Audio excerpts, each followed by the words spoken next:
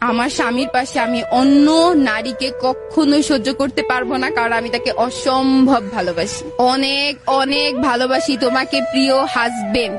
তো সারা জীবন আমার এভাবেই থাইকো, আর আমাকে অনেক বেশি বেশি ভালোবাসো। আর আগে আমি মারা যাই, কোনো বিয়ে করা যাবে না। যেমন মানে আমি সাপোজ মরে গেলাম 1 মাস পর বা 2 মাস পর বা 5 বছর পর, সে বেঁচে থাকলো, কিন্তু তার বিয়ে করা যাবে না। আমার স্মৃতি আঁকড়ায় ধরেই তাকে থাকতে হবে, ওয়াদা করছি না? হ্যাঁ। কেন, সেই মানুষটাকে কি অন্য কারোর সাথে দেখতে পারবেন? না না না, ভূত হয়ে ঘাড়ের উপর উঠা বসে থাকবো। আমার স্বামীর পাশে আমি অন্য নারীকে কখনোই সহ্য করতে পারবো না, কারণ আমি তাকে অসম্ভব ভালোবাসি, অনেক অনেক ভালোবাসি তোমাকে প্রিয় হাজবেন্ড।